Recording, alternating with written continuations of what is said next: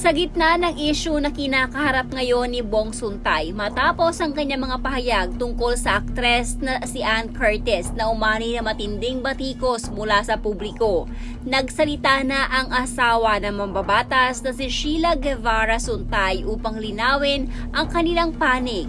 Sa isang pahayag na ibinahagi niya sa kanyang social media nitong Huwebes, iginiit ni Sheila na siya at ang kanilang mga anak ay hindi sumasang-ayon at hindi kinukonsente ang naging pahayag ng kanyang asawa tungkol sa aktres.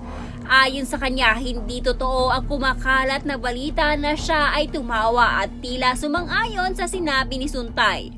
Dagdag pa niya, nais niyang maging malinaw na hindi niya hayaang manatiling hindi kinokontra ang naturang naratibo.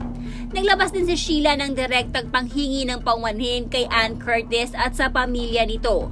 Ayon sa kanya, walang sino mang babae ang dapat pagsalitaan sa ganong paraan at nauunawaan niya kung bakit hindi sapat ang mga salita lamang upang maibsan ang sakit na maaaring idulot ng mga pahayag.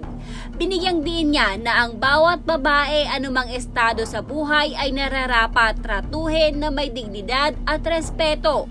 Samantala, nananawagan din si Sheila sa publiko at sa media na wag nang idamay ang kanilang mga anak sa kontrobersya. Anya, hindi sila mga public figure at hindi dapat maging target ng pang-aabuso o paninira ang mga bata para sa isang isyung wala silang kinalaman. I want to be unequivocally clear. My children and I do not agree with, and we do not condone, the analogy made by Bong, the news circulating. That I laughed and therefore approved of what was said is false, and I will not allow that narrative to stand unchallenged. To Ann Curtis and her family, I am deeply sorry. No woman should ever be spoken about that way, and I understand if words alone feel insufficient. Please know that my heart owes out to you, and I stand with you. Every woman, regardless of who she is, whose wife or daughter she may be, or whatever her background, deserves to be treated with dignity and respect. That is a value I hold deeply and will never compromise on. I also make this appeal with all sincerity. Please leave me and my children out of this.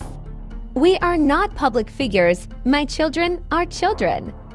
No mother should have to watch her children be targeted and harassed for something they had no part in. I humbly ask the public and the media to respect that boundary. Thank you.